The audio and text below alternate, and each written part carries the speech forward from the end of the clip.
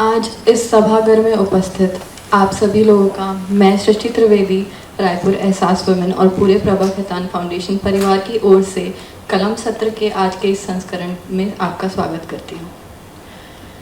जैसा कि आप सभी जानते हैं, प्रभा खेतान फाउंडेशन की स्थापना कोलकाता में प्रख्यात नारीवादी लेखिका, उद्यमी और परोपकारी डॉक्टर प्रभा खेतान द्वारा 80 के दशक में हुई थी। फाउंडेशन कला, साहित्य, संस्कृति के साथ ही महिला सशक्तिकरण के क्षेत्र में अपनी उपस्थिति के लिए दुनिया भर में जाना जाता है। वर्तमान में फाउंडेशन की गतिविधियां भारत और विदेश के 40 से भी अधिक शहरों तक पहुंच चुकी है और इसके आगे बढ़ने का क्रम जारी है। कलम का यह आयोजन अपनी भाषा, अपने लोग की सोच को बढ़ावा देने वाली खास पहल से जुड़ा है। प्रभा खेतान फाउंडेशन की ही एक दूसरी पहल है द राइट सर्कल, जिसमें हम साहित्य और साहित्यकारों से रूबरू होते हैं। किताब, लफ्ज़, एक मुलाकात विशेष, सुर और साज, आखर जैसे कार्यक्रम भी इसमें शामिल हैं।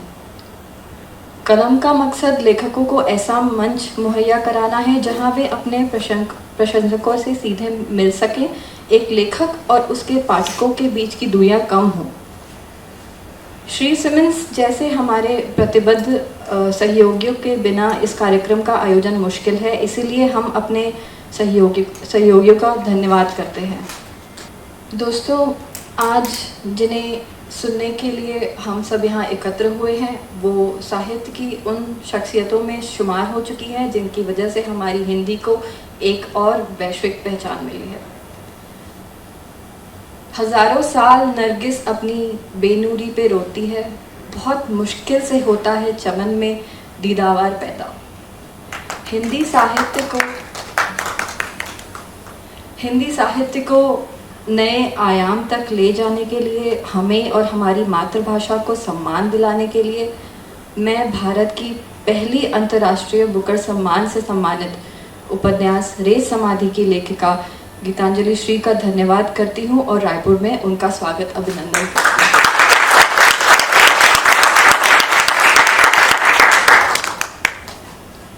हालांकि ये किसी परिचय की मोहताज नहीं है, फिर भी हम में से जो कुछ लोग इनसे वाकिफ नहीं है, उन्हें मैं बता दूँ कि गीतांजलि जी हिंदी की जानी मानी कथाकार और उपन्यासकार हैं।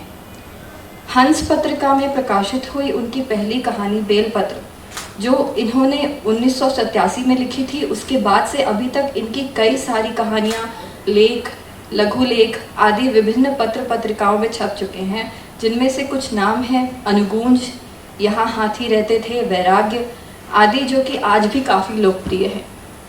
इसके अलावा भी इन्हें कई सम्मान से सम्मानित किया जा चुका है। 1994 में इन्हें इनकी कहानी संग्रह अनुगूंज के लिए यूके कथा सम्मान से सम्मानित किया गया। दिल्ली हिंदी अकादमी ने 2000-2001 के साहित्यकार सम्मान से इन्हें अलंकृत किया। इसके साथ ही इन्हें इंदु शर्मा कथा सम्मान, द्विजदेव सम्मान से भी सम्मानित किया गया। हम बेहद भाग्यशाली हैं कि आज गीतांजलि जी हमारे बीच उपस्थित है। हम उत्साहित हैं इनके जीवन के उन किस्सों को जानने के लिए जिनको इन्होंने कभी कहानी या उपन्यास की शक्ल नहीं दी। गीतांजलि जी से इस बातचीत के लिए मौजूद है आंचल, एहसास रायपुर। आंचल के बारे में कुछ। आंचल एक उत्सुक पाठक और साहित्य प्रेमी के साथ लंबे समय से हमारे शहर के साहित्यिक परिदृश्य को बदलने के लिए समर्पित है। लेखन और भाषा संवर्धन कार्यक्रम आंचल पढ़ने में विश्वास रखती हैं और इनका एक बडिंग बुक वॉर्म नाम का प्रोग्राम है, ये जहाँ पे ये किताब पढ़ना, रचनात्मक लेखन, ये सब सिखाती हैं बच्चों को। इनका उद्देश्य बच्चों को साहित्य से जोड़ना है। आंचल टीम वर्क के दृढ़ कार्य में विश्वास रखती हैं। इन्होंने सह-संस्थापक के तौर पर 18 साल पहले अपने दोस्तों के साथ मिलकर रायपुर का पहला रीडिंग सर्कल लिटरेटी और एक सोसाइटी ऊर्जा की शुरुआत की थी। वे सभी को साहित्य के बारे में जागरूक करने के लिए हमेशा तत्पर रहती हैं।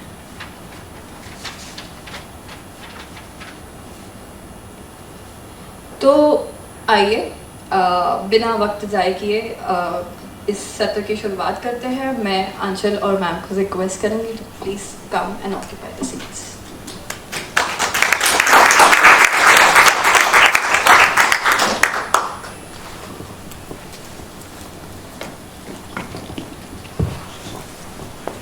Thank you so much, Srishti.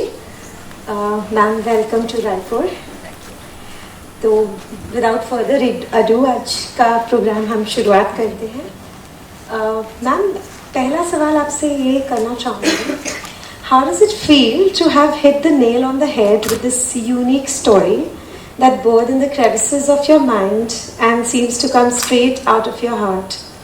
एक ऐसी कहानी जो आपके दिमाग से निकलकर आपके दिल से गुजरती हुई पन्नों पर उकेर दी जाती है। तो मेरा सवाल उस बहुत बड़े सम्मान और पुरस्कार के बारे में बिल्कुल नहीं है। जाहिर सी बात है, ये बहुत फ़क्र की चीज़ है हमारे देश के लिए, साहित्य जगत के लिए और ऑफकोर्स आपके लिए। मेरा सवाल है, आप खुद कैसा महसूस करते हैं ये सोचकर कि ये कहानी को जैसा रूप आप देना चाहती थी वैसा हूबहू इसने पाया और शायद वैसी लोकप्रियता भी पाई? थैंक यू आंचल। सबसे पहले मैं Prabha Khetan foundation, Ehsaas women, everyone who has made it possible for me to come here, आप सबको तहे दिल से शुक्रिया कहना चाहती हूँ। बहुत अब तक मैं आपके साथ कुछ थोड़े बहुत कार्यक्रम करती रही हूँ, मुझे हर बार बहुत अच्छा लगा है and I am very reluctant to say no to Prabha Khetan Foundation and Ehsaas Women in Kalam ever, और हमेशा मुझे अच्छा लगा है। तो आई एम श्योर आज भी, अभी भी अच्छा लग रहा है, आगे भी अच्छा लगेगा। आपका सवाल अपना ये बोलने में आधा भूल चुकी हूँ, लेकिन नहीं पर देखिए, पूरी तरह से कभी ये नहीं होता है कि आपने एक तो आपको मालूम नहीं होता है कि आपने पूरी तरह से क्या सोचा था कि क्या आप बना लेंगे। तो ये तो कोई ऐसे आप उसकी पहले से पक्के तौर पे कोई कल्पना नहीं कर सकते हैं। जो होता है वो आपको भी एक तरह से थोड़ा चकित करता है और आपके लिए भी एक वो नई चीज़ होती है। जब वो बनती है तो आप भी उसको डिस्कवर करते हैं, उसके संग संग चलते हैं और कुछ बनती है। फिर जब पाठक उसको पढ़ के, और पुरस्कार जूरी भी पाठक ही हैं, तो जब अलग अलग किस्म के पाठक उसको पढ़ के उसमें उसको नए तरह से देखते हैं, अपने अपने ढंग से देखते हैं, तो आप उसके बारे में और आप भी थोड़ा हाँ, तो बिल्कुल। तो ये एक ऑनगोइंग सिलसिला है, ये चलता ही रहता है और बहुत ही खूबसूरत सिलसिला है। पर ये ख़त्म नहीं होता है कि मैंने ये सोचा था कि मैं ऐसे करूँगी और मैंने कर डाला है, बिल्कुल नहीं। अगर वो आ गया मेरे मन में तो फिर आगे लिखने की ज़रूरत ही नहीं पड़ेगी। मतलब जर्नी है, डेस्टिनेशन नहीं है। बिल्कुल जी, थैंक यू। मैम, आपकी कहानी जब मैं पढ़ रही थी तो स्टोरी टेलिंग में एक ओरल ट्रेडिशन होता है, फोक लॉज, फोक टेल्स जो पास ऑन की जाती थी। तो आपकी कहानी पढ़ते समय मुझे बस ओरल ट्रेडिशन की, जैसे रवानी में भाषा और व्याकरण अभिव्यक्ति से पिछड़ जाता है, ऐसा समझते हैं बोली में। पर आपके लेखन में खास बात यह है कि जितना पढ़ने का है उतना ही सुनने का भी है। जो वर्ड प्ले है, जो शब्दों का खेल है, जो ऐसा लगता है कोई सुना रहा है कोई फोक टेल जब आप पढ़ेंगे, आप में से कुछ लोग। तो एक फिल्म है, शायद आपने देखी भी हो, इम्तियाज़ अली की फिल्म है तमाशा, और उसमें इरशाद कामिल जी का लिखा हुआ एक गीत है, AR रहमान ने कंपोज किया है। जो जैसे ही मैंने कहानी शुरू की और कुछ थोड़े बहुत ही पन्ने पलटे तो मेरे जहन में वो गीत हमेशा आते रहा। और फिर मैंने कुछ लोगों से जो काफ़ी जानकार लोग हैं, जो जानकारी रखते हैं, जब उनसे आपकी बुक डिस्कस की तो उन्होंने उस ओरल ट्रेडिशन की बात की। और ये जो जहन में गीत आता रहा, उसका कुछ बोल ऐसे हैं: तिरकिट ताल से लो चली कहानी, पनघट काल से लो चली कहानी, हो सरपट दौड़ती है फक्त जुबानी। फक्त जुबानी मतलब वही ओरल ट्रेडिशन। तो आपकी कहानी रेंगती नहीं है, सरपट दौड़ती है। और कहाँ से आती है शब्दों का जादू? ये कहानी आपके अंदर थी या आपने अपने आसपास की दुनिया से, मतलब आपकी ये कहानी कहाँ से चली? सब तरफ से, भीतर से भी बाहर से भी। और उसको मैं ऐसे जासूसी नहीं कर पाऊंगी कि क्या क्या कहाँ से आया है। वो तरह तरह से बातें आती हैं और तरह तरह से जुड़ती हैं। और अगर मैं किसी की जीवनी नहीं लिख रही हूँ तो फिर वो किरदार भी जो है वो बहुतों को जोड़ के कभी कभी एक किरदार बनता है। तो इसलिए ये अलग अलग तो मैं नहीं आपको बता पाऊंगी। जहाँ तक आप ओरल ट्रेडिशन की बात करें तो हाँ, मैं हूँ उस परंपरा में ही मैं भी पली बढ़ी हूँ। और कल ही बात हो रही थी बिलासपुर में इसके बारे में कि बहुत से देशों में, जैसे पश्चिम के बहुत से देशों में जो मौखिक परंपरा है वो पुरानी पड़ चुकी है। वो किसी वक्त में थी, अब नहीं है। हमारे यहाँ अभी भी चल रही है। तो मेरे बचपन से लेकर आज तक मैं बहुत कुछ उसी में रही हूँ। तो मुझे ज़रा भी हैरानी नहीं है कि ये चीज़ मेरे लेखन में आई। और आखिरी बात जो मैं कहूँगी आपके, एक प्रतिक्रिया दे रही हूँ, जवाब नहीं दे रही हूँ मैं। हर कला में हम भूल जाते हैं इस बात को, हर कला में हर कला का समावेश होता है।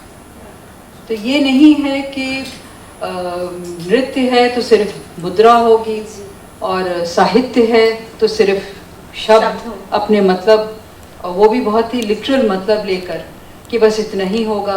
और संगीत है तो सुर होगा। असल में इन सब तत्वों का समावेश हर कला में होता है। अलग अलग तरह से होगा और कहीं पे आप लय में ज़्यादा हो सकता है जाएं, कहीं पर आप किसी और चीज़ में ज़्यादा जाएं। इन सबको जोड़कर एक पूरी इमारत बनेगी। तो मुझे ये लगता है कि हर कृति,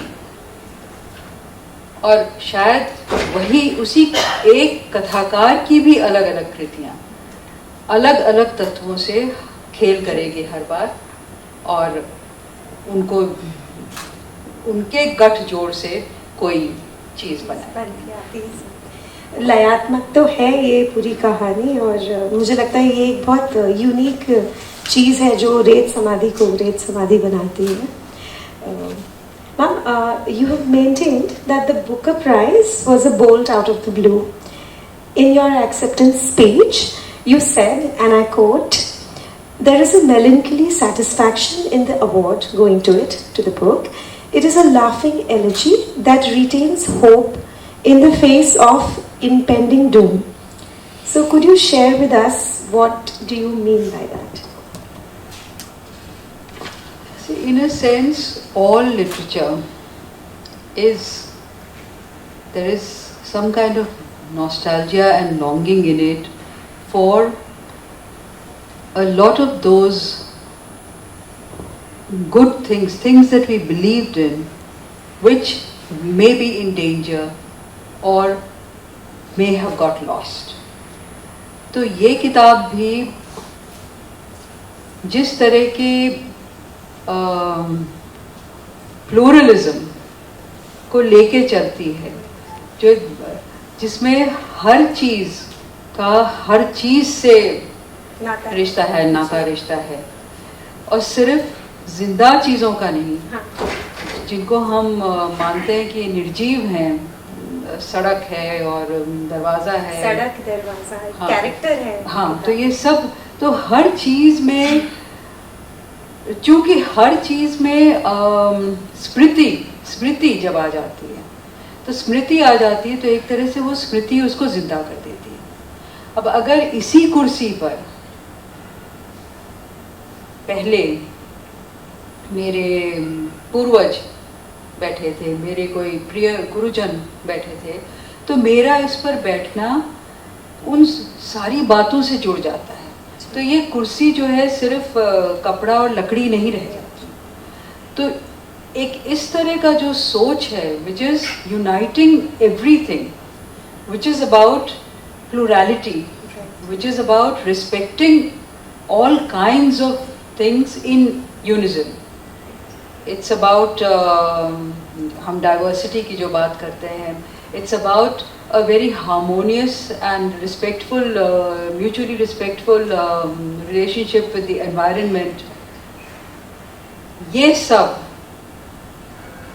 हम सब जानते हैं कि आज की दुनिया में एक तरह से इन पर एक प्रश्न चिन्ह भी आने लगा है और जोखिम भी इन पर मंडरा रहा है।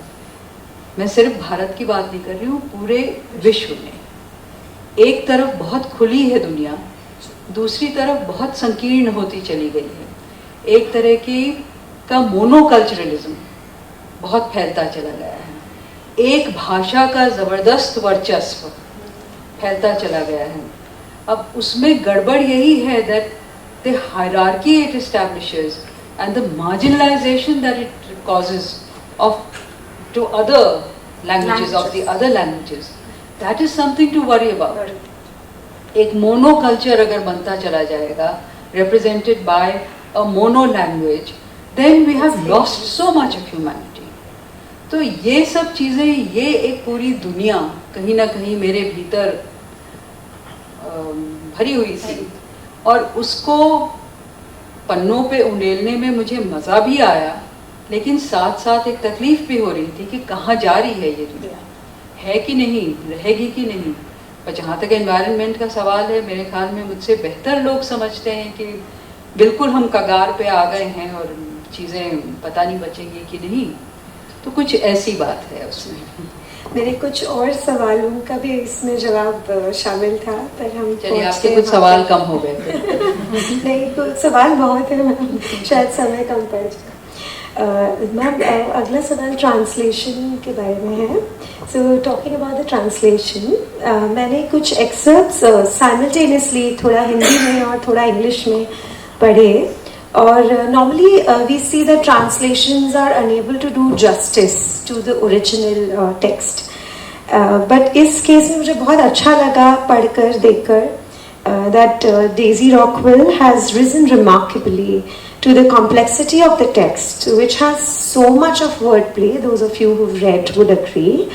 A translator brings, her own finesse and her nuanced understanding of the emotions and the subject.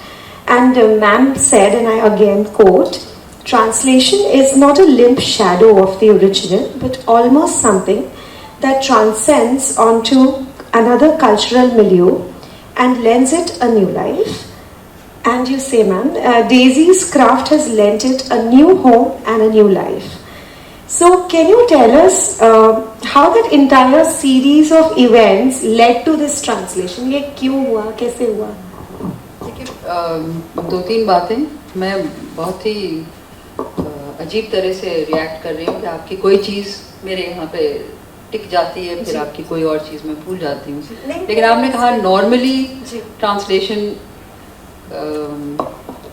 वहाँ तक नहीं आपको पहुँचाते हैं जहाँ ओरिजिनल था, तो मैं समझती हूँ कि ऐसा कैटेगोरिकल स्टेटमेंट ना करें। नॉर्मली अगर ऐसा होता तो हमें जो दुनिया में इतने सारे अच्छे अच्छे ट्रांसलेशंस मिले हैं, ऐसा हमने सारा रशियन लिटरेचर, न जाने कितना वेस्टर्न लिटरेचर, अपने पुराने एपिक्स और टेक्स्ट हमने वो सब ट्रांसलेशन में ही पढ़े हैं और अच्छे ट्रांसलेशन में पढ़े हैं। तो ये तो नहीं है ट्रांसलेशन बहुत अच्छे के लिए ऐसा हो सकता है नहीं, पर आपकी बात ठीक। पर ये जो बात है कि आगे क्या पूछा जी, तो ये हुआ कैसे, ये जर्नी है कैसे इंग्लिश में कैसे आप उनसे मिली? मैं उनसे, आपको मालूम है, मिली ही नहीं थी। मैं बुकर के लिए जब लंदन, जब आप शॉर्ट लिस्ट पे आ जाते हैं तो लंदन बुलाए जाते हैं, तो उसको भी बुलाया था, मुझको भी बुलाया था। तो हम लोग बुकर अनाउंसमेंट, और हम में से किसी को नहीं मालूम था कि क्या होने वाला है। जी हाँ, यही किस्सा मैं जानना चाहती हूँ। वो बिल्कुल भी नहीं मालूम होता है। तो हम शायद 4-5 दिन पहले ही पहुंचे थे और पहली मुलाकात हमारी वहीं हुई, ओह, तो हम मिले ही नहीं थे उसके पहले। जो कुछ भी हुआ है इस किताब के साथ, अब या तो कहीं ऊपर वाला बैठा है जो सब कुछ कर रहा है, वहाँ से संकेत कर रहा है और उसने सब खेल किया है, या फिर all of it is very fortuitous and it just fell into place in amazing ways। तो ये किताब मैंने बहुत वक्त लिया इसको लिखने में, और मैं कभी भी किसी जल्दी में नहीं रहती हूँ, मैं हमेशा आराम से ही लिखती हूँ। तो जहाँ लोग हर साल हर 2 साल एक नई किताब लेकर आते हैं, मैं 4-5 साल तक मेरा कुछ भी नहीं आता है, लोग शायद भूल भी जाते हैं कि मैं हूँ। और तो इसमें मैंने पता नहीं 8-9 साल या कितना वक्त लगाया था। तो ये जब किताब आई है तो सबसे पहले मतलब मुझे बहुत खुशी है इस बात को लेकर, मुझे खासकर खुशी है उन लोगों को लेकर जिन्होंने इस किताब को बुकर के पहले डिस्कवर किया जी। और उसमें कुछ बहुत अच्छे लेखक, बहुत ऐसे भी लोग थे जिनकी मैं बहुत इज्जत करती रही हूँ। कुछ अफसोस कि इस दुनिया से कूच कर गए हैं, कृष्णा जी और मंजूर एहतेशाम, ये लोग इन्होंने पढ़ा। और आप सोचिए कि उस वक्त कृष्णा जी ने ज़रा मुश्किल से पढ़ा क्योंकि वो अशक्त रहने लगी थी, तो उन्होंने वो कुछ पढ़ती, फिर कुछ पढ़वाती और सुनती, फिर कुछ लिखती, फिर कुछ डिक्टेट करके लिखवाती। तो वो भी मेरे लिए बहुत मतलब मुझे बिल्कुल हर तरह से अनुग्रहित करने वाली ये बात है कि कृष्णा जी इस तरह से इस किताब के संग जुड़ी। पर औरों ने इसको पढ़ा, इस पर मुझसे बात करी, ऐसे कुछ बहुत ज़्यादा हंगामा नहीं हुआ। हिंदुस्तान में बहुत नई किताब थी, बड़ी किताब थी। एक फ्रांसीसी अनुवादक हैं जिन्होंने बहुत हिंदी साहित्य ट्रांसलेट किया है और बहुत ज़बरदस्त अनुवादक हैं। उन्होंने निर्मल वर्मा वगैरह को भी किया और मेरी पहली किताब उन्होंने करी थी माई। तो उसके बाद मेरी उनसे जान पहचान हो गई थी और दोस्ती भी हो गई थी। तो ये किताब आई है शायद 2018 में और एनी ने इस किताब को बस इसके आने के 2-3 महीने के भीतर ही पढ़ लिया। और एनी ने मुझको लिखा, उन्होंने लिखा कि मैं इसका फ्रांसीसी में अनुवाद कर रही हूँ और मैं इसके लिए प्रकाशक ढूंढूंगी। तो फ्रेंच में इसका अनुवाद फौरन ही शुरू हो गया था जी, इंग्लिश के। उसके कुछ ही महीनों बाद लंदन से किसी प्रकाशक ने मुझे लिखा, मैं ना नाम जानती थी ना कुछ जानती थी, इसलिए मैं कह रही हूँ या तो कोई ऊपर बैठा है। उसने मुझे लिखा कि हम आपकी कोई किताब छापना चाहते रहे हैं और अभी पता चला है कि आपकी एक नई किताब आई है, आपने किसी को अगर नहीं दिया है और आप इंटरेस्टेड हैं कि ट्रांसलेट हो और हम छापें तो क्या आप हमें देंगी। तो मैं उस समय बैठी हुई थी 2 लेखक मित्रों के साथ, हम साहित्य अकादमी के किसी प्रोग्राम में हम कहीं जा रहे थे। तो मैंने उनसे पूछा कि भाई ये आया है मेल मेरे पास, मैं क्या कहूँ। तो उनमें से एक हैं पॉल ज़ाकरिया, केरला के राइटर। तो उन्होंने मुझसे कहा कि has anybody else asked if they may translate it. मैंने कहा नो। तो बोले nobody is asked you, then why should you even consider saying no, someone's asking you, someone's interested, say yes। तो मैंने कहा yes, I am interested, but I don't have a translator in mind। तो उन्होंने कहा we have a translator in mind and she will send you a sample and if you feel that she can do it and you can work with her, then let's go ahead। तो Daisy ने मुझे इसके पहले कुछ पन्ने करके दिए। अब जो भी इस किताब को जानते हैं ये तो जानते हैं कि बड़ी टेढ़ी किताब है। तो डेजी के पन्नों ने मुझे काफ़ी मतलब हैरत भी हुई और बहुत खुशी भी मिली कि अच्छा ये तो generally rough and ready translation था। मैंने कहा generally she is with it, so I think it can work. तो मैंने कहा हाँ, I am ready to work with Daisy. Work with means कि वो मुझसे सवाल जवाब जो भी करेगी कर तो वही रही है। तो इस तरह डेजी से मेरी जान पहचान हुई। And we only corresponded on email, not even on Zoom. और उसमें उन्होंने ये काम किया। लेकिन जिस तरह के सवाल एनी भी पूछती और डेजी भी पूछती, डेजी का तो फिर भी मैं अंग्रेजी पढ़ लेती, एनी के तो मैं फ्रेंच पढ़ ही नहीं सकती, but the questions they ask, the things they note, the nuances of the language that they pick up, that indicates to you that here's somebody who is deeply immersed in it and is noticing some of the things that you care for. तो उससे फिर उम्मीद बनती है, और जाहिर है उम्मीद मेरी बेकार नहीं थी। अभी वो दरवाजे वाला मैम बहुत ही अच्छा सीसीटीवी का जो कंपैरिजन है जो शुरू के पेजेस में है, तो वो मुझे बहुत ही अट्रैक्ट किया और मैंने काफ़ी लोगों से शेयर किया, और सब उसके बाद रेत समाधि को लेके बहुत एक्साइटेड हैं। मैम कुछ आपके बचपन की तरफ चलते हैं। You talk of being heavily influenced by Enid Blyton's writing, many more writers, तो आपके लेखन में मेमोरीज, ड्रीम्स, रिफ्लेक्शंस ही नहीं बल्कि कलेक्टिव कॉन्शियसनेस भी झलकता है। ऐसा लगता है आपने अपने समृद्ध बचपन को सहेजा है और समय समय पर वो आपके लेखन में अभिव्यक्त होता है। तो कुछ अपने चाइल्डहुड के बारे में, आपकी चाइल्डहुड लिटरेरी इन्फ्लुएंसेस के बारे में हमसे शेयर करिए। सबसे खतरनाक बात आज के टेक्नोलॉजिकली एडवांस दुनिया में है कि आप गलती से कोई चीज़ कहीं कहते हैं और वो चीज़ आपको कोई कोट करके आप ही के मुंह पे मार देता है। मुझे भी नहीं याद रहता है कि मैंने क्या कब कहा था। एनिट ब्लाइटन वगैरह देखिए, हम लोग जो मध्यवर्ग परिवारों से आए हैं, तो हमारे माता पिता हमको अपनी समझ से सबसे अच्छे स्कूलों में भेजते थे। वो अच्छे स्कूल इंग्लिश मीडियम कॉन्वेंट्स वगैरह होते थे, तो हम लोगों को हम लड़कियों को खासकर, लड़कों को तो हॉस्टल वगैरह में उनको भी अंग्रेजी माध्यम से ही पढ़ाया गया, लेकिन उनको शेरवुड कॉलेज नैनीताल वगैरह वहाँ भेजा गया। हम लड़कियाँ माता पिता के साथ छोटे छोटे शहरों में जाते थे, कॉन्वेंट्स में पढ़ते थे। तो एनिट ब्लाइटन सब पढ़ते थे उस समय, तो हम लोग भी पढ़ते थे, और हम समझते थे कि हम इंग्लैंड को बहुत जानते हैं अपने तो इस तरह के अपने गुमानों में रहते थे, वो खुश रहते थे। तो वो बचपन था। पढ़ने का मैं हमेशा कहती हूँ कि मैं उस पीढ़ी की हूँ जो इस तरह के खराब एजुकेशन सिस्टम के बावजूद बच गए। अब कॉन्वेंट्स में देखिए ऐसे कोई खराबी नहीं थी, सीरियस सब कुछ होता था, लेकिन जो अंग्रेजी की को जो जगह दी हुई थी वो बिल्कुल ही असहज थी। और अंग्रेजी भी ये नहीं कि हमको बड़ी अच्छी अंग्रेजी सिखाई जाती थी, हम बहुत ही खराब अंग्रेजी करते थे।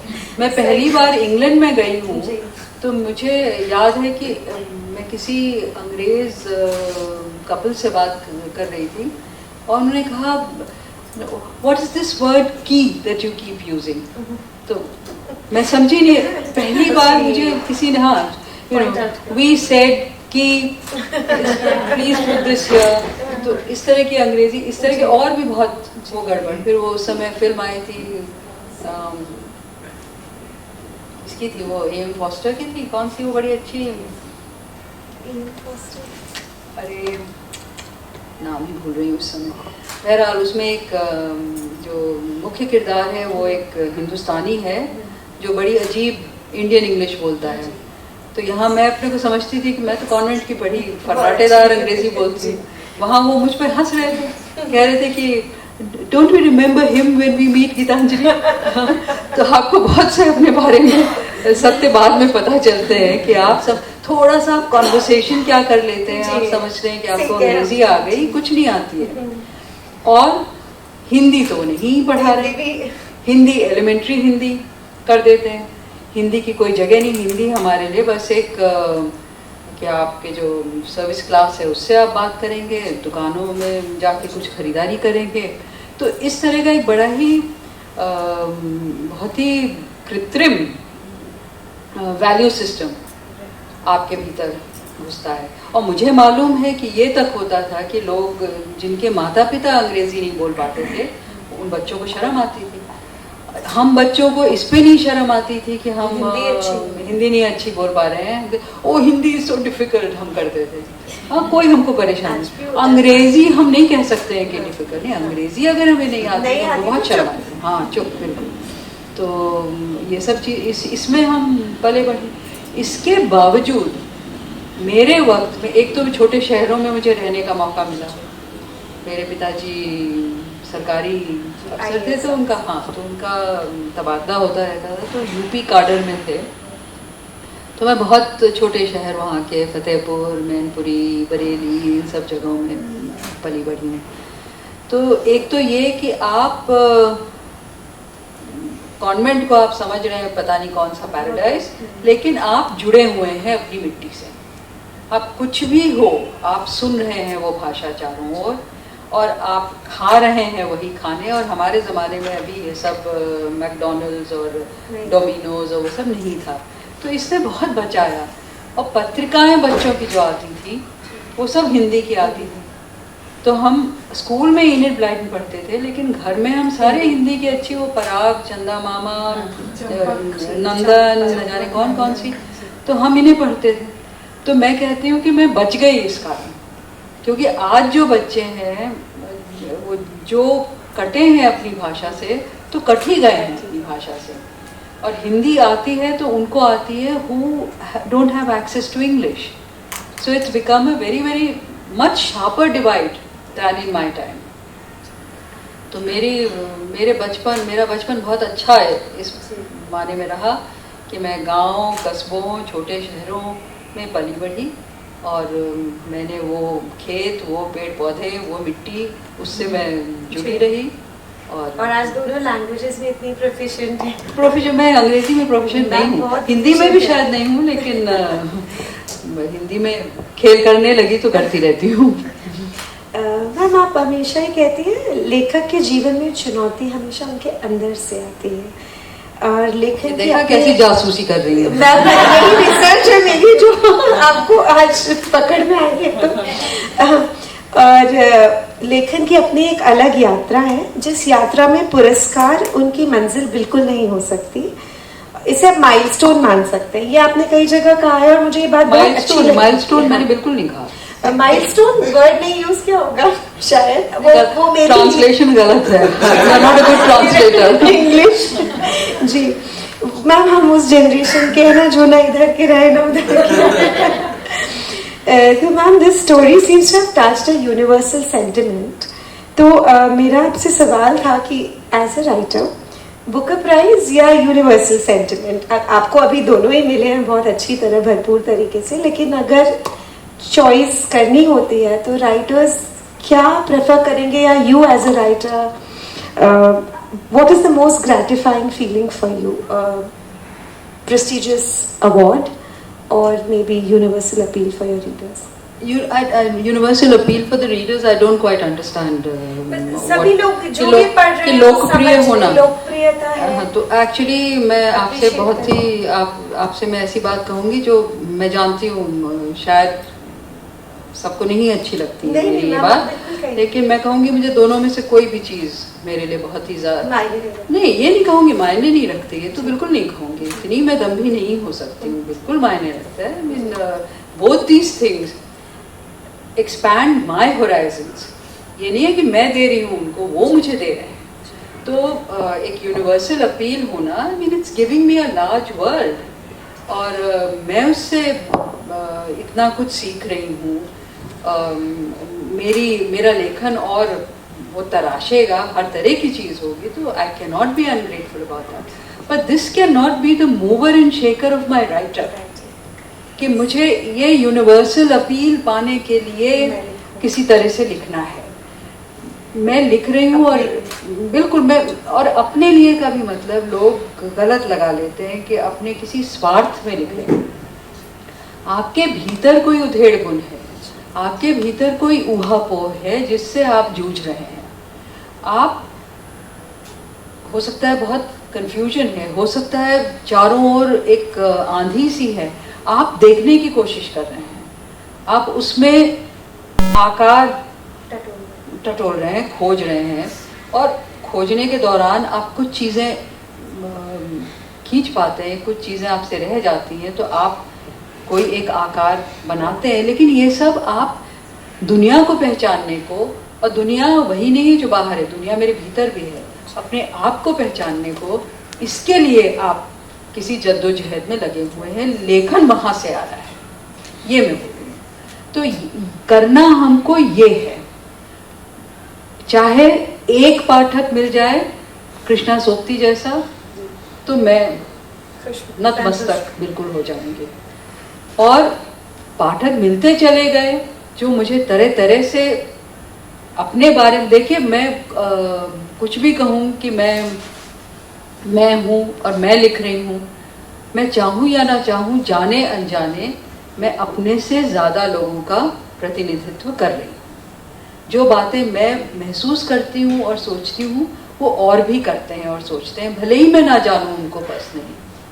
तो ये भूल गई क्या कहने जा रही थी। पुरस्कार और इसके हाँ, बीच की। नहीं तो मैं ये बोल रही हूँ कि जिस समय ये जो है मुझको जोड़ता है एक कलेक्टिव से, तो बहुत अच्छा मुझको लगता है। और बिल्कुल अच्छा लगता है जब पाठक बढ़ते हैं तो मुझे अपना ही विस्तार उधर भी मिलता है और उधर से विस्तार यहाँ होता है। उस उद्देश्य के एक साथ नहीं, उससे नहीं लिखते।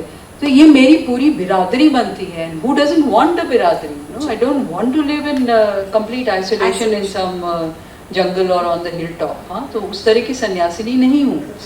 तो इसलिए ये मायने बहुत रखता है, but this is not what will move me। हाँ, कि इसलिए करना है। और पुरस्कारों के लिए क्या हमारे पास कोई नुस्खा है कि हम जान जाएं कि ऐसे करो तो पुरस्कार मिलेगा? अगर पुरस्कार इस तरह से मिलता है कि आप जाकर क्या बोलते हैं आप कुछ रिश्वत दीजिए या किसी और तरह की राजनीति करिए, उस तरह से जो पुरस्कार मिलते हैं तो पक्का मुझे वो तो चाहिए ही नहीं, तो मैं उधर जाने की कोशिश नहीं करूँगी। और जो जिनको हम सच्ची पहचान की, किसी पारखी ने, किसी मुझसे बड़ों ने मुझे कोई पहचान वो देंगे, तो उसके लिए मैं जान नहीं सकती हूँ कि कैसे कर दो कि वो, हाँ, कोई फॉर्मूला नहीं है कि कभी भी आप लिखेंगे तो आपके पास ये गारंटी नहीं है that this will go to one or to the whole world, whether this is going to be trashed, whether this is going to be really sort of held up as a put on a pedestal. You can't know these things. So you write for you. It comes from within. You write to unfold something, uncover something, unlayer something, and discover. एक कोई तलाश होती है, आप उस तलाश में निकलते हैं, और उस तलाश में जितने भी आपसे लोग जुड़ते हैं या उनको कोई गूंज अनुगूंज आपके इस साथ में पैदा होती है, वो आपको बोनस की तरह मिलता चला जाता है। तो ये होती है लेखक की यात्रा मेरे हिसाब से। अगला सवाल है, औरतें और सरहदें इस कहानी में भी महत्वपूर्ण भूमिका निभाती हैं, और ऐसा लगता है ज़रूर कि आप चाहते हैं कि एज रीडर्स हम किरदारों को और कहानी को उसकी गहराई में जाएं, उसकी परतें खोलें, समझें, उस पर शायद रिफ्लेक्ट करें।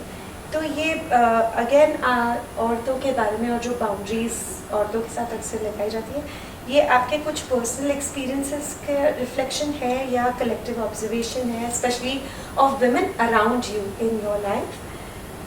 बिकॉज बहुत ही सिंपल तरीके से लेकिन बहुत प्रोफाउंड बातें आपने कह दी इसमें। अगर मैं फिक्शन लिख रही हूँ तो first of all I consider it my right to not to be made to explain whether this is autobiography, biography or what. It's fiction. Okay. And I'm not saying it rudely, huh? So don't misunderstand at all. No. But fiction का मतलब ही होता है कि आपने वो licence लिया है कि आप कुछ असली भी लेंगे तो उसको भी जैसे भी आपको तोड़ना मरोड़ना और घुमाना है आप वो करेंगे।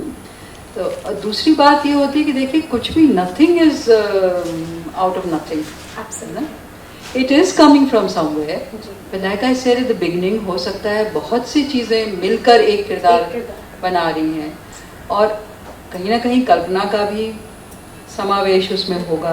तो ये सब चीज़ें मिलके ही करती हैं। और आप कह रही हैं औरतें और सरहदों की बात करिए तो मैंने खुद इन शब्दों में नहीं सोचा था, लेकिन चूंकि बात करनी पड़ रही है इन दिनों, अपने ही काम के बारे में बार बार सोचना भी पड़ता है, तो मैंने तो ये समझा कि मैं पहले भी समझती थी, उसके बारे में सोचती नहीं थी। सरहद तो हमारे पल पल का हिस्सा है, पल पल की कहानी है। हर जगह सरहद है ना। सरहद तो हम सरहद हमने यहाँ भी बना दी है ना, कि अब ये इनविजिबल होगी, लेकिन आप तो नहीं इधर आके बैठ सकते, ये हमारी जगह है, वो आपकी। हाँ, तो कैसी सरहद आप बना रहे हैं, और उसमें से कुछ सरहदें ऐसी होंगी जो प्यार से, दोस्ताने से बनाई गई हैं और इसमें किसी को परेशानी नहीं है, और कुछ सरहदें ऐसी होंगी जिसमें कि आपको सोचना पड़ेगा कि इसको हम तोड़ें, लांघें, क्या करें। तो सरहद तो हमारे जीवन का हिस्सा है, हमारी सांसों का हिस्सा है। तो सरहद होना बहुत ही नेचुरल है, कैसे नहीं आएगी, वो तो आएगी ही। औरतें, ठीक है, मैं स्त्री हूँ, अब इसका ये मतलब नहीं है कि मैं सिर्फ स्त्री के ही बारे में सोचती हूँ, और किसी लेखक को ऐसा होना भी नहीं चाहिए, क्योंकि लेखक सिर्फ आत्मकथा तो लिख नहीं रहे, उनमें उनकी कोशिश भी ये होनी चाहिए, और उनमें ये क्षमता भी होनी चाहिए कि वो अन्य की खाल में उतर पाएं, उसकी कल्पना कर पाएं, उसको स्वर दे पाएं। तो कोशिश तो ये ज़रूर होती है, इसीलिए टॉल्स्टॉय जो है अन्ना कैरेनिना लिख पाते हैं। हाँ, तो ये होना चाहिए।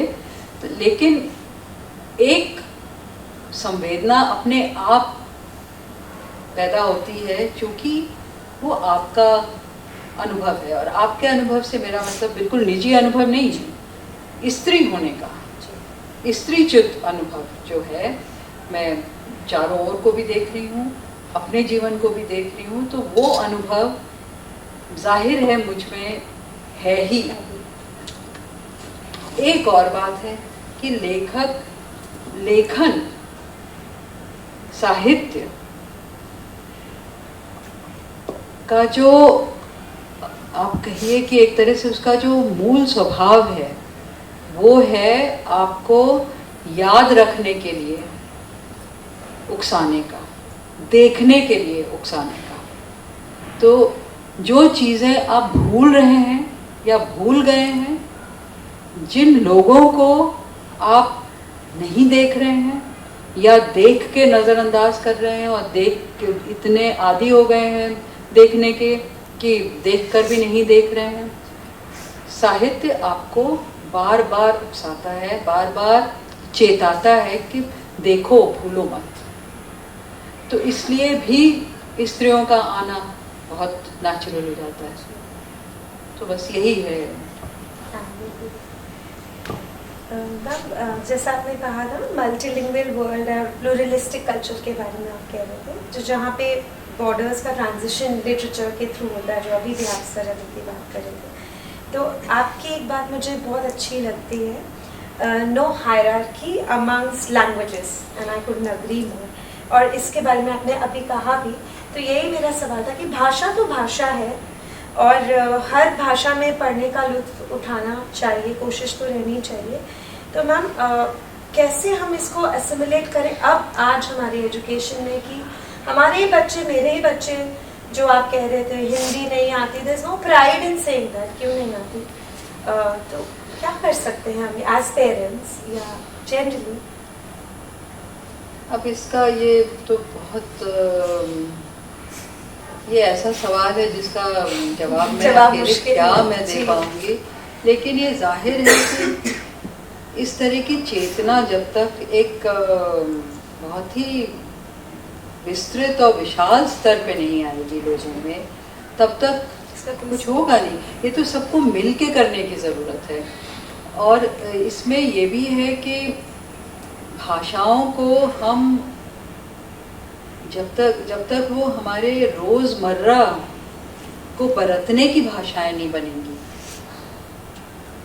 हमारा जब तक जो मानवीय व्यवहार है उसमें आदान प्रदान हम अपनी भाषा में अगर नहीं करेंगे तो वो आप उसको अननेचुरली नहीं प्रिजर्व कर सकते हैं। It has to become your breath. तो वो अब कैसे करना चाहिए, इसमें शिक्षा केंद्रों की भी भूमिका है, साहित्य की भी भूमिका है, सब लोग माता पिताओं की, सब लोगों की। मतलब मैं बकवास कर रही हूँ, मैंने इस तरह का प्रवचन मैं नहीं दे सकती हूँ कि क्या होना चाहिए, पर it has to be a multi pronged effort and a sensitivity towards this fact. और मैं बार बार ये कहती हूँ कि देखिए, अंग्रेजी हर वक्त में इतिहास के अलग अलग मौके ऐसे होंगे, ऐसे वक्त आए हैं जब कोई भाषा कुछ खास चीज़ों से जुड़ गई। तो कोई ज़माना था जब French was the language of culture, तो उसमें कोई बुराई नहीं है। बुराई वही है कि भाषाओं के बीच में रिश्ता क्या बनता है। If one becomes the language of culture and something else becomes a pariah language, then there's a problem. तो वरना नहीं है। अब सब हुआ करे भाई, अंग्रेजी अब इस समय हो गई है बहुत पावरफुल भाषा, कोई परेशानी नहीं है। आप सीखना चाहते हैं आप सीखिए, अंग्रेजी में भी अच्छी चीज़ें हो रही हैं, आप उसको जानिए, बहुत अच्छा है। But something that you already have, एक इतना खजाना है आपके पास। और हमारी भाषाएं इस देश में तो कल की भाषाएं नहीं है, कितनी पुरानी इनकी परंपरा है और कितनी इनकी समृद्ध संस्कृति से जुड़ी हुई है ये भाषाएं।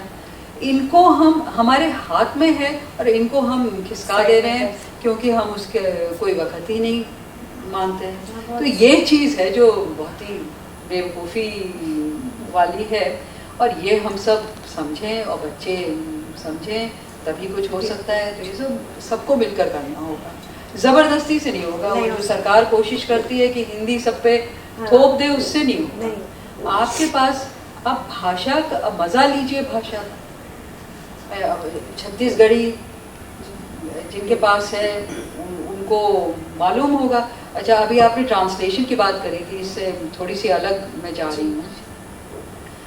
आप किसी भी भाषा में ट्रांसलेशन करेंगे, वही चीज़ आप कहेंगे दूसरी भाषा में, वो एक दूसरी तरह से फड़केगी।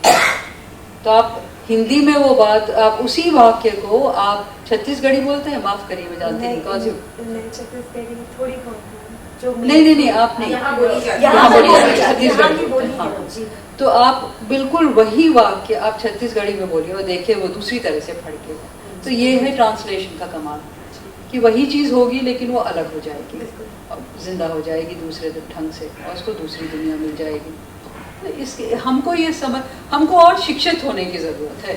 तो हमारी शिक्षा शायद शुरुआत वहीं होनी है, पर शिक्षा सिर्फ कॉन्वेंट में और यूनिवर्सिटी में नहीं मिलेगी। शिक्षा सभी जगह हमको इसके बारे में सोचना पड़ेगा।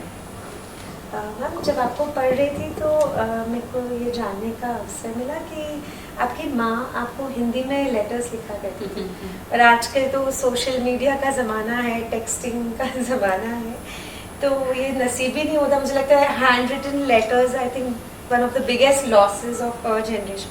हमने भी लिखी हैं बहुत चिट्ठियाँ। तो खैर मैम, क्या होता था उन चिट्ठियों में जो आपकी माँ, कोई निजी सवाल नहीं है बट जनरली स्पीकिंग प्यार भरी बातें, कोई नोक झोंक, नसीहतें, क्या सब कुछ होता था, सभी कुछ होता था जी। और आप कहती हैं वहाँ से बहुत हिंदी आपको सीखने का, इसीलिए मैं हिंदी से जुड़ी रही। हिंदी सिर्फ मेरे लिए रोजमर्रा के साधारण बोलचाल की ही नहीं रही, मैं साहित्यिक हिंदी में, मतलब वो बहुत से स्तरों पे मेरे भीतर चलती रही, आती रही।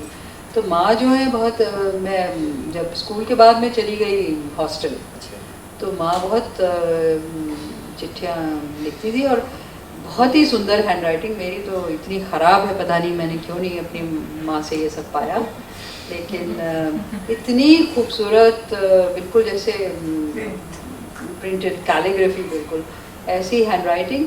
और छोटा छोटा जबकि लिखती थी। तो उस समय वो इनलाइन लेटर फॉर्म्स होते थे, तो उसमें वो कोनों पे भी लिखती थी, कुछ भी वो इतनी सी जगह नहीं बर्बाद करती।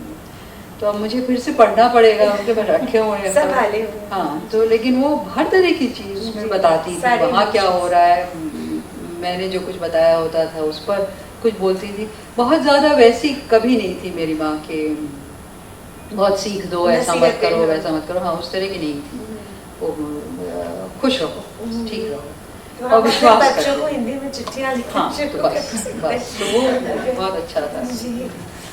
मैम, कई लोग अक्सर आपसे पूछते हैं और यहाँ भी शायद सब जानते होंगे कि आप हिस्ट्री पढ़ाते थे पहले और फिर लेखन की तरह झुकाव, और आपसे बहुत पूछा जाता है कि ये कैसे हुआ, पर मेरा सोचना थोड़ा अलग है। मुझे लगता है इतिहास और साहित्य या तो एक ही सिक्के के दो पहलू हैं, या फिर यूँ कह लीजिए कि दोनों में से अस्तित्व उनका अधूरा है एक दूसरे के लिए। साहित्य में भी इतिहास, उसका भी कुछ एक इतिहास होता है और इतिहास कहानियों के बिना इनकम्प्लीट है। तो मुझे लगता है नेचुरल प्रोग्रेशन था आपके लिए, जिस तरह के माहौल में आप पली बड़ी हैं, तो आपको शुरू से था कि इस तरफ आप जाएंगी, या कुछ ऐसा हुआ किस्सा? नेचुरल प्रोग्रेशन तो नहीं था, मैं शायद कभी हिस्ट्री चाहती भी नहीं थी लेना। वो ठीक है कि आप कोई भी विषय सीखे, आपने कहा कि साहित्य के बहुत करीब है इतिहास है, लेकिन आप कोई भी विषय, साहित्य तो हर चीज़ में है, और साहित्य इंसान की हर विधा से जुड़ जाएगा। आप इंजीनियरिंग भी कर रहे हैं तो वो भी, अगर आप साहित्यकार बनेंगे तो वो इंजीनियरिंग भी आपके काम आएगी, वो भी साहित्य में आएगी, वो भी आपको कुछ सिखाएगी। आर्किटेक्ट हैं तो आपको एक दूसरी तरह से आर्किटेक्चर का वहाँ पर अंदाज होगा।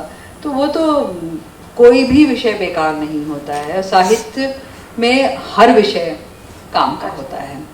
तो उस तरह से तो मुझे कोई परेशानी नहीं है कि मैंने इतिहास किया, ज़रूर सीखा सब कुछ, लेकिन उसको इतिहास लेने का कारण ज़्यादा ये था कि घर से थोड़ा दबाव था कि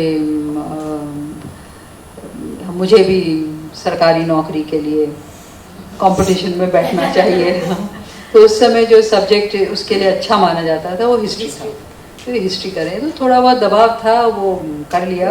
लेकिन मन में कभी मुझे ये नहीं था, history was not my favourite subject for, I don't know, for other reasons. History is a very valuable subject, पर मुझको वैसी खास दिलचस्पी वो मुझे उस तरह से स्वतंत्र नहीं छोड़ता था, जिस तरह की शायद मैं आज़ादी ढूंढ रही थी। जो साहित्य मुझे जिस तरह से खेलने देता, अनजान दिशाओं में जाने देता। अब इतिहास और साहित्य में जो बहुत बड़ा फ़र्क है वो है कि दोनों का प्रोटोकॉल बिल्कुल अलग है। तो जो इतिहास है वो कोई चीज़ अगर किसी चीज़ को तलाशता है तो वो आपको मंजिल तक पहुंचाने के लिए, और एक तरह का क्लोजर कि अच्छा वर्ल्ड वॉर इन कारणों से हुआ, ऐसे हुआ, ऐसे हुआ, आपको एक पूरी कहानी, कंप्लीट कहानी कहनी है।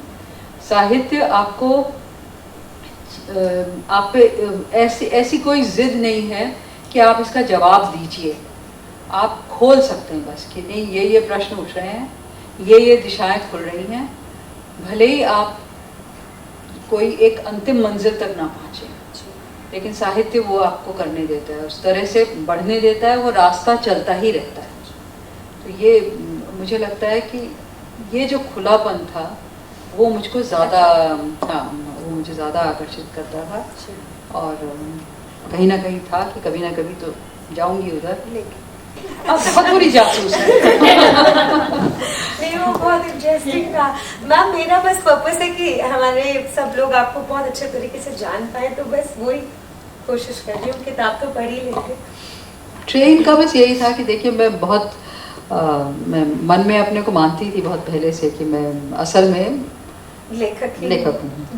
तो मानती थी, कभी कभार कुछ ऊटपटांग लिखा भी, पर कभी इतना ऐसा भी नहीं लिखा कि किसी को ज़्यादा बाहर दिखा भी पाऊँ। मुझे कुछ लिखा और रख दिया, तो कभी भी वो सिलसिलेवार कुछ भी नहीं हुआ था। लेकिन मानती तब भी थी। तो वो ट्रेन में बस मैं शायद अपनी डिसर्टेशन नहीं, मैं पता नहीं वाइवा देने जा रही थी, कुछ था, मैं पीएचडी कर रही थी उस समय। तो मैं और ये भी था कि मैं हिंदी में लिखूंगी, और इतिहास से हिंदी में जाना मुश्किल था, तो मैंने प्रेमचंद को अपना विषय बनाया, लेकिन इतिहास के संदर्भ में। तो इससे मैं हिंदी से जुड़ी। हाँ, तो एक पुल तो बन गया, तो हिंदी की तरफ जा रही थी, लेकिन लिख अभी भी नहीं रही थी। तो कुछ था उस समय, मुझे बस यही याद आ रहा है इस समय कि मैं 30 की होने वाली थी, तो बहुत देर में मैंने लिखना शुरू किया। और मुझे एकदम से ट्रेन में बहुत ज़बरदस्त डर मेरे भीतर एकदम से जागा कि अपने को साहित्यकार कहती हूँ और कब लिखूंगी, 30 की होने जा रही हूँ, लिखूंगी तो कब लिखूंगी। तो उसमें फिर मैंने बैठ के कुछ लिखा, और शायद इतने दिन आप समझ रहे हैं कि नहीं लिख रहे हैं, पर मन में लिख रहे होते हैं। हाँ, तो जो लिखा वो है नहीं मेरे पास, और पर ये ऐसा था कि लगा कि अरे ये तो बन सकता है, कुछ है, बस वहाँ से फिर शुरू हो गया। Ma'am, I think we have time for one last question, though I have so many, so maybe I'll catch hold of you after. Ma'am, about the book, it has been praised for its lyrical and evocative prose, as well as a sensitive portrayal of the struggles faced by women in traditional societies. तो ma'am, आपको क्या लगता है, बेटी का संघर्ष बड़ा होता है हमेशा माँ से, या वाइस वर्सा? मुझे ये बॉदर कर रहा था। और are they both fighting in some way, shape or form the same battles, but just in a different context? I don't think I would Not just book-wise, but generally speaking. Yeah. I mean, they're both negotiating and fighting and trying to work out things, trying to work out in different times how to deal with their situation. और ये कि सब बेटियां एक सी नहीं होती हैं, सब माएँ एक सी नहीं होती हैं, तो आप ये तो नहीं कह सकते हैं कि हाँ, ऐसे नहीं आप कह सकते, तो अलग अलग कहानी। पर जनरेशन स्ट्रगल्स भी चेंज होती रहती हैं। स्ट्रगल्स भी चेंज होती रहती हैं। देखिए, स्ट्रगल आप किसी को भी कम नहीं समझ सकते हैं। हर वो जो पहले की पीढ़ी है वो दूसरे ढंग से स्ट्रगल करती रही है, और भले हम सबको हम सबकी ज़िंदगी में कुछ चीज़ें हो पाती हैं, कुछ नहीं हो पाती हैं, लेकिन हमको एक तरह का सौम्य और संतुलन तो हम चाहते हैं कि हम में आ जाए। तो हम पुरानी पीढ़ी के सौम्य को देखकर अगर वो समझें कि इन्होंने तो सब कुछ स्वीकार कर लिया, हर चीज़ के आगे सर झुका दिया, तो ये गलत है, ऐसा नहीं होता है। आप इसीलिए मैंने ये बात शायद अपने पहले नॉवेल में इसको लेकर कुछ किया था कि विद्रोह का मतलब खड़े होकर और चिल्ला कर झगड़ा करना नहीं होता है। आप इतना स्वीकार करके और चुपके इसको ना स्वीकार करके भी विद्रोह करते हैं, और बहुत सी माएँ और बहुत सी पुरानी पीढ़ी वाले इस तरह से करते हैं। तो उनको आप फौरन देख भी सकते हैं उनका विद्रोह। आज की फेमिनिस्ट की तरह जो चिल्ला के कह रही है this is what has to be done, that is what has to be done, this is how I will wear clothes, this is how I will not wear clothes वगैरह, वो उनको कहने की ज़रूरत नहीं है, वो बिना कहे बहुत सी चीज़ें कर रहे हैं। हाँ, और साइलेंस को कम मत समझिए, शोर को बहुत बड़ा मत समझिए, साइलेंस को बहुत छोटा मत समझिए। Silence is not a small thing. तो ये चीज़ें एवरी पीढ़ी, बेटी हो माँ हो, वो कर रहे हैं।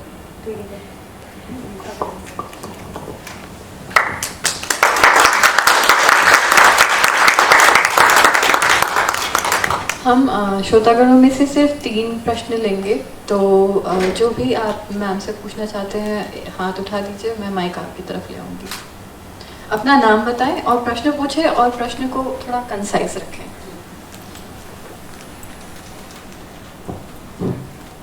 नमस्ते मैम, सबसे पहले तो बुकर के लिए आपको बहुत बहुत धन्यवाद। मैम, मेरा नाम गौतम है। मेरा सवाल ये है कि मैम, जब आपको सुन रहा था और आपकी बहुत सारी किताब के बाद जब आपने बहुत सारे इंटरव्यूज़ दिए हैं, तो उनमें पढ़ रहा था तो हमेशा आप भाषा को लेकर के बात की है। लेकिन मैम, जब मैं किताबें पढ़ता हूँ तो उसमें वो भाषाएं नहीं देखने को मिलती है जिस तरह से प्रेमचंद अगर ने अभी भी आप बात कर रही थी कि अगर हिंदी में बात करें तो सिर्फ हिंदी में बातें होनी चाहिए, अगर हम इंग्लिश में बात करें तो सिर्फ इंग्लिश में होनी चाहिए, ताकि सामने वाले को लगे कि इंग्लिश या हिंदी भाषा का प्रयोग हो रहा है। लेकिन आज के जो राइटर्स हैं वो कहीं ना कहीं बहुत सारी कमी देखने को मिलती है। तो इसके लिए अभी के जो हम जैसे राइटर्स हैं, सॉरी रीडर्स हैं, वो किस तरीके की किताबों को पढ़ना प्रेफर करें या किस तरीके से लिखें ताकि लोगों को ये लगे कि ये पर्टिकुलर लैंग्वेज में लिखी गई है। इंग्लिश वर्ड जो आया है उसको मतलब वैसे मैंने नहीं कहा था कि हिंदी में लिख रहे हैं तो हिंदी में ही लिखिए और अंग्रेजी में लिख रहे हैं तो अंग्रेजी में ही लिखिए, मैंने ये बिल्कुल नहीं कहा था। और ये भी ज़रूरी नहीं है कि आज के वक्त में आप प्रेमचंद की तरह लिखें। तो प्रेमचंद का एक वक्त था, प्रेमचंद कुछ उनकी दूसरी जिज्ञासाएं थी, दूसरी चिंताएं थी, वो उसके हिसाब से अपने को ढाल रहे थे। उन्होंने एक तो सबसे बड़ी चीज़ उनके जहन में थी वो थी कि साहित्य को समाज के लिए मशाल बनने का काम करना है। तो वो तो साहित्य इसलिए लिख रहे थे, इस मकसद से लिख रहे थे कि यहाँ पर हम दिखा देंगे जो कुरीति है और उसका क्या समाधान है, हम वो दिखाने के लिए लिख रहे हैं। आज के बहुत से लेखक कहेंगे कि हम ऐसा नहीं कर रहे हैं। जैसे मैंने ही आपसे कहा कि मैं कोई एक फॉर्मूला लेकर या एक प्रॉब्लम लेकर जिसका मैं वहाँ पर सॉल्यूशन देने वाली हूँ, ऐसा नहीं लिखना चाहती हूँ। लेकिन मैं जो लिख रही हूँ वो भी इंसान के ही दुख दर्द को लेकर है, तो पर मैं दूसरे ढंग से लिख रही हूँ। अच्छा, और भाषा वक्त के साथ भी बदलती रहती है। आज की दुनिया बहुत खुली है, तो भाषाएं पहले भी भाषाएं बहुत तरफ से आती थी और भाषाओं की भी सरहद नहीं होनी चाहिए। एक मायने में उसका व्याकरण होता है, उसका एक पूरा एक स्ट्रक्चर होता है, वो सब ठीक है, लेकिन ऐसी कट्टर सरहद नहीं होनी चाहिए कि हम दूसरी तरफ से उस भाषा में कुछ ले ही ना सकें। कोशिश हमारी होनी चाहिए, अगर आप साहित्य कला आपको पसंद है, आप रसिक हैं, तो कोशिश होनी चाहिए कि हमारी अभिव्यक्ति सुंदर हो, हमको भी कुछ वर्णन करने में मज़ा आए, सुनने वाले को भी मज़ा आए। आज कभी कभी लोग बहुत काहिल हो गए हैं, बहुत जल्दी में हैं, तो वो जो ये शॉर्ट फॉर्म वाली चल गई है भाषा, उसमें वो अभिव्यक्ति उन्होंने ख़त्म कर दी, कविता ख़त्म कर दी है, उसका कुछ जोर ही नहीं है। तो वो भाषा के प्रति आप लापरवाह मत हो, लेकिन उसमें जगह जगह से अगर शब्द आ रहे हैं तो कोई परेशानी नहीं है, भाषा कभी कभी उससे और सशक्त होती है। बस मेरा एक सवाल और है ma'am. One question. Really sorry. No, please let others also. Okay, thank you. We'll come back to this. Sorry. Hi ma'am, I'm Mansi, and first of all I'm very glad that I got to witness this. My question to you is that you very beautifully said that माँ बेटी में किसी का भी struggle कम नहीं होता या फिर हम define नहीं कर सकते, और ये भी कि सबके रिबेल करने का तरीका एक नहीं होता। ये एक्चुअली मेरे लिए काफ़ी पर्सनली एसोसिएटेड है, because I also run a talk show which is called the Muhfat Mohtarma show, और उसका पहला एपिसोड मैंने अपनी मम्मी के साथ रिकॉर्ड किया है, क्योंकि she is my inspiration for everything Muhfat and everything Mohtarma. And जिस तरह से आपने कहा कि आज का फेमिनिज्म एक अलग डेफिनेशन ले रहा है, उसके इंटरप्रिटेशंस अलग हैं, I think I strongly believe also that we stand on the very strong shoulders of our mothers, of our grandmothers, of our great-grandmothers. I would just love to hear what you think, what your definition of feminism would be in terms of fourth wave of feminism. I mean, in your own little way.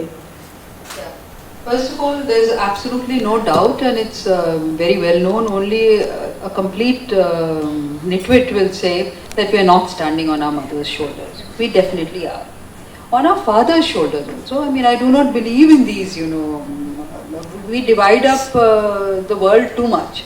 There's really no need. हमारे पिताजी भी ऐसी चीज़ें बोलते थे जो हम नहीं चाह रहे थे, घर में रहो, ऐसे नहीं करो, वैसे नहीं करो, लेकिन उसके पीछे हमारी ही भलाई और हमारे लिए वो मेरे पिताजी मुझसे कहते थे कि one wrong move and the whole life can get destroyed, you have to be very careful, क्योंकि उनको अच्छा नहीं लगता मैं चाह रही हूँ मैं ये यहाँ पे चली जाऊँ पढ़ने, वहाँ चली जाऊँ कुछ और करने. So it was anything which is not a straight secure path he felt scared of, and he meant very well. So one has to be sensitive about these things. Unless there's villainy going on, there's no reason to create these divisions and hate everybody. तो अगर शायद इसी से मेरी feminism भी जुड़ी होगी, that you have to be on the side of, this sounds rhetorical, but it has to be something like that. You have to be on the side of justice and equality and love and humanity, and all those people who are being deprived of that and their dignity are on the same side. उसमें men भी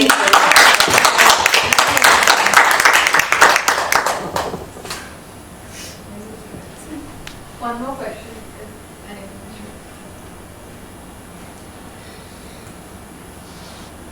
Ma'am, just wanting to understand, did you mean that feminism is not the same as misandry in terms of hate when you said say what is the word? I don't know. that feminism should not be equated to misandry?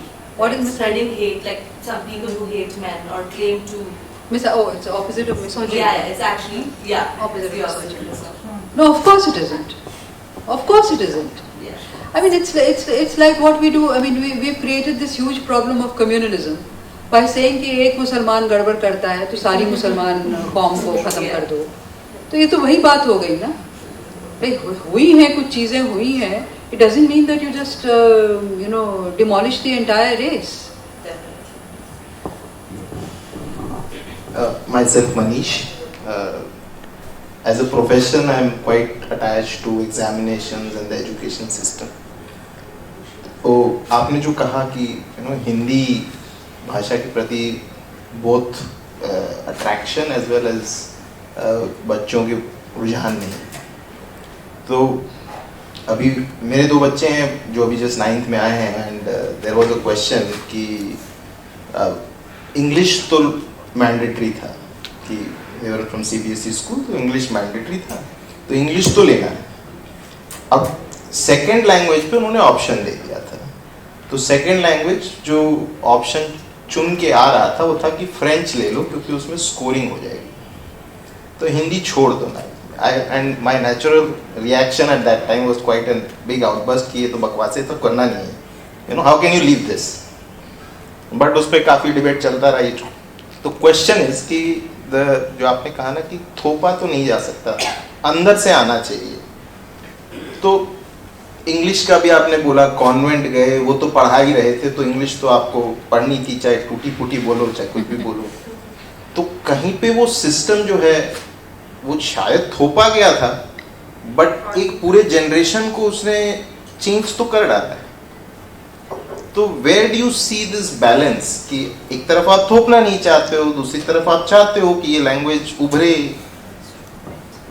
देखिए, जो अंग्रेजी जो आप कह रहे हैं कि Willie नीली थोपा ही गया, तो उसने चेंज तो कर दिया पूरी जनरेशन को, तो चेंज करने में ही बिगाड़ भी दिया है ना. तो उनके वैल्यू सिस्टम इसीलिए स्क्यूड हो गए. मुझसे अभी तक अब तो ये पूछते हैं कि आप अंग्रेजी में क्यों नहीं लिखती. और जब पहले मुझे उतना जानते नहीं थे, तो चूंकि मैं थोड़ा अंग्रेजी कॉन्वर्सेशन कर लेती थी या उनके हिसाब से खास किस्म की पढ़ी लिखी लगती थी, they assumed I was writing in English, and they would all be shocked that I was writing in Hindi. So just imagine the ignominy of that question. You don't go and ask a French person, why are you writing in French? You don't ask a German, why are you writing in German? And you are asking a Hindi wali, why are you writing in Hindi? Why are you not writing in English? तो ये हम लोग को distort तो कर ही दिया इस system ने. And that has to be set right. Not by unlearning English, but realizing what English is. It's not something which is taking us to paradise. It's a powerful language, practically speaking, and it is another language. We are lucky हमें आ गई है, मतलब we maybe through bad luck, पर हमको आ गई है, हम उसे अच्छे से जाने, उसका कुछ फ़ायदा उठाएं।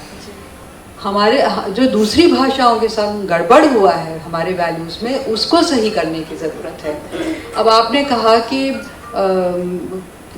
बच्चे, पता नहीं आपने कौन सी बात कही थी, पर मुझे याद आया कि one of the problems with the language, with our languages is that we are not able to provide any avenues after that.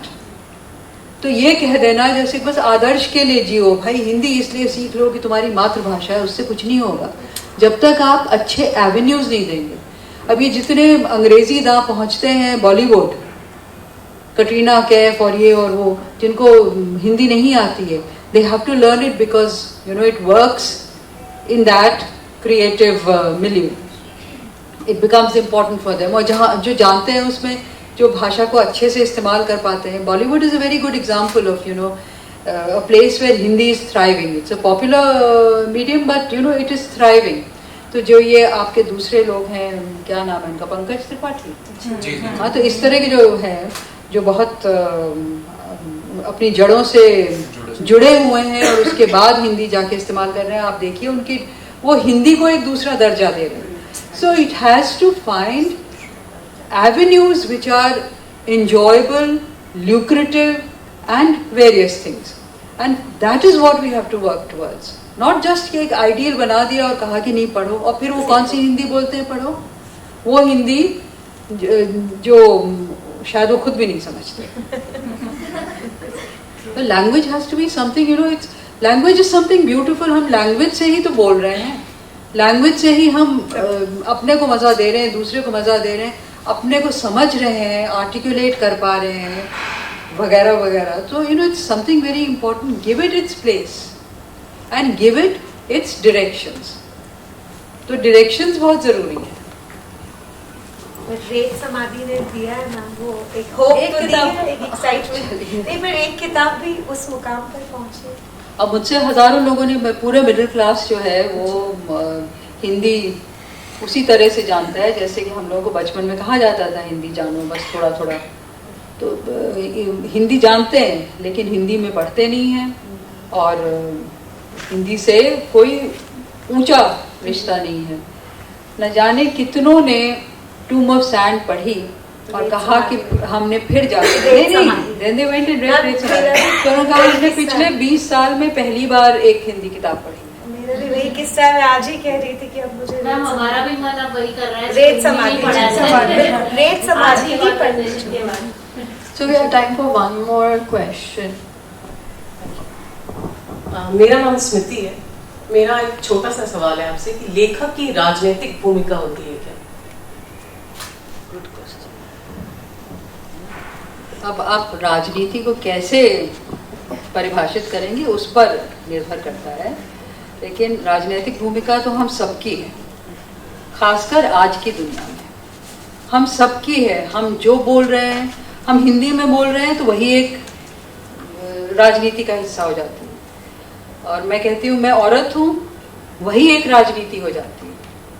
मैं एक औरत हूँ और यहाँ बैठी हुई हूँ और ऐसे पहन के बैठी हुई हूँ, ऐसे बोलती हूँ, वो सब राजनीति है। तो राजनीति से तो हम में से कोई अछूता नहीं है, अलग हो ही नहीं सकता है आज के ज़माने में, खासकर where everything is you know more fluid and everything is under question, everything is being turned, things are you know all a bit confusing and people are finding their way.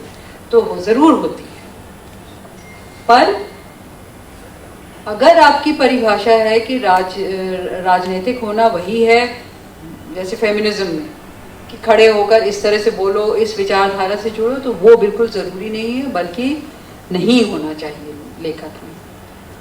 लेखक अपनी पॉलिटिक्स बिल्कुल दूसरे ढंग से उसको बरतते हैं, उसको खेलते हैं।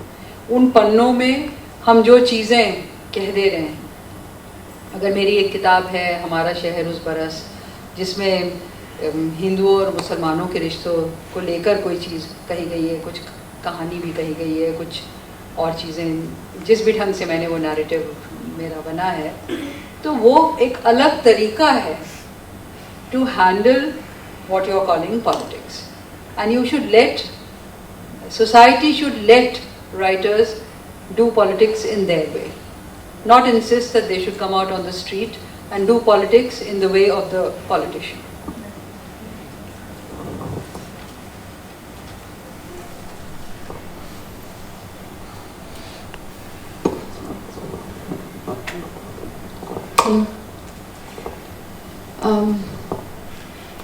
मुझे लगता है कि हमने आज काफ़ी कुछ सीखा।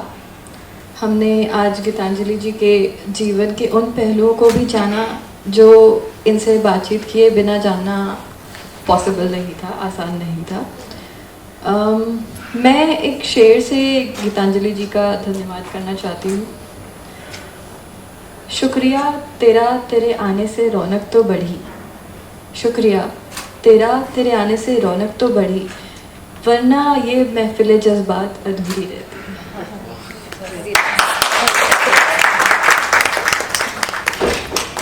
आंचल, शुक्रिया आपका इस प्यारे संचालन के लिए। I would also like to mention Kirti Ehsaas Raipur sitting right there for her time and efforts to make this a success. हम अपने प्रायोजक श्री सिमन के भी आभारी हैं। उपस्थित आप सभी लोगों का भी बहुत बहुत आभार, जिन्होंने अपनी उपस्थिति से कार्यक्रम को अपने अंजाम तक पहुंचाने के लिए सहयोग किया। Before we end this,